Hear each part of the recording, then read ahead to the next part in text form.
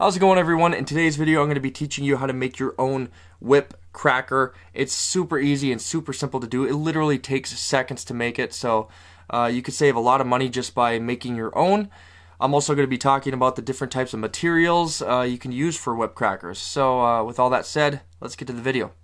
Okay, so real quick, let's get through the types of materials that you can use for your whip crackers. First off is twisted twine. This is super soft stuff. It's almost like the innards of a paracord.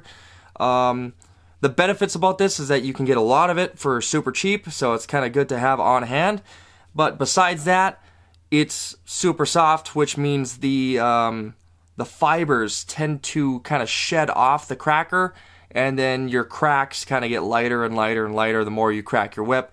So that kind of sucks, but like I said, you can get a lot of it for super cheap. Good to have on hand. Okay, next on the list we have nylon string. And also, I failed to mention that all these materials need to be twisted string, not braided, so keep that in mind. But anyway, this is my personal favorite, is nylon string. This stuff absolutely just packs a punch. It's super loud. You can get great cracks out of it. In my mind, it's like the most authentic, like, whip cracking noise that you can get out of a cracker. It's like almost straight out of Indiana Jones movie, and that's why I love this stuff. It's a lot tougher than that twisted twine. Your fibers are going to stay intact. They're not going to be shedding off of your cracker at all. So that's also good. It's good in weather. The only negatives I do have about it is that if it does get like wet, and I guess sometimes even in dry weather, it does tend to tangle around like your fall or your whip, depending on if you're messing around with your whip. If you're doing solid cracks or, successfully doing everything that you should be doing with your cracks, you're not going to get it to tangle. It's just usually when you're messing around, you'll get that cracker to tangle around. But by far, my favorite stuff to use. Okay, so the next material I don't have on me, I will put a picture on the screen for you guys so you know what I'm talking about. And that's Kevlar. So Kevlar is extremely tough stuff. It's stuff that's literally used in body armor. So keep that in mind. The cracker itself is going to be a lot stiffer than, say, your nylon or your twisted twine. See, this has a little bit more flop and play to it. That Kevlar is going to be a little, tighter and stiffer. So, in my mind, you get a lot easier cracks out of Kevlar. It's going to be a lot higher pitched crack because it's tough stuff. It's a lot harder material.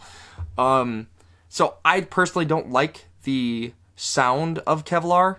I think it's just too high pitched. Now, on the other hand, a bunch of whip enthusiasts throughout the world, especially that go into whip competitions and they're doing dual whips and doing all this crap, they're all using Kevlar because it's super easy to get those cracks. And, absolutely. If you're going that route, definitely. Even beginner stages, I think Kevlar is good because it's so easy to get those cracks, if you're doing your formations correctly. So, yeah. I personally don't like Kevlar, but I think it's good for a lot of other people. It's just when I crack a whip, I want my whip to sound like I'm Indiana Jones, and that's why. That's why I choose nylon.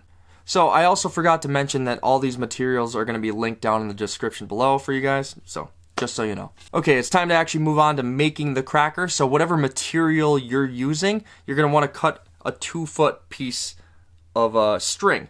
Now, I know everyone's different height and has different arm length and everything, but the way I do it is I literally pinch it, put it to my shoulder, and that's almost exactly 2 feet. So if you can find like a point on your arm or something, that's super easy to do that. Just pinch, hold it out, okay, there it is, cut it, and you can, make a ton of these and get them ready for your crackers instead of actually just kind of laying it out on the table and measuring it 2 feet.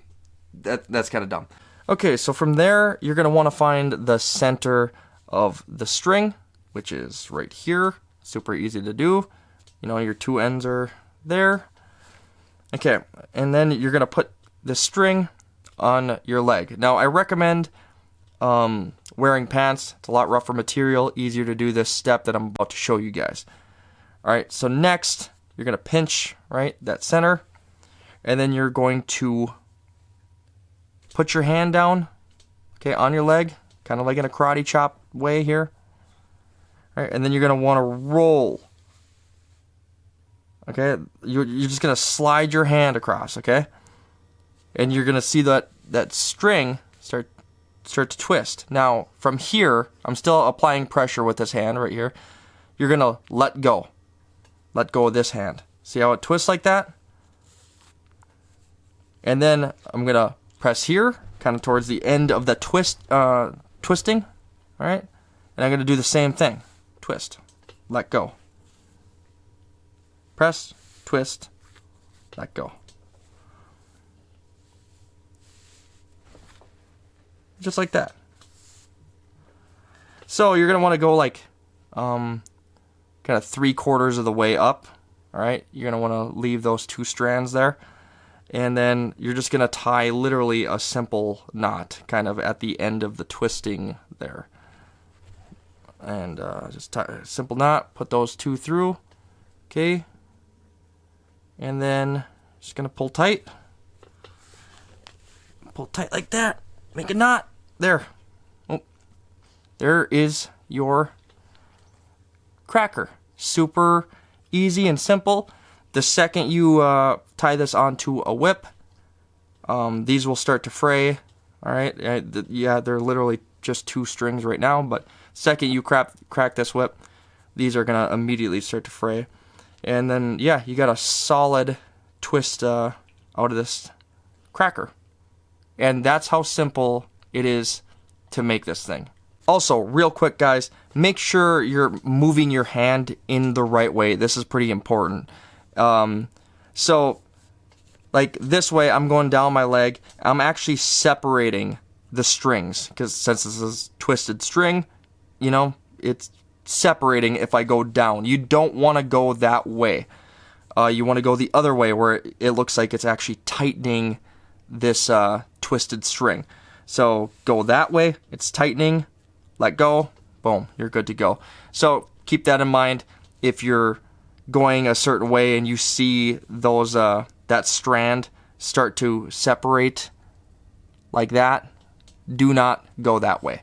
And that right there sums up the video. Thank you guys for watching. I hope this helped. We'll see you in the next.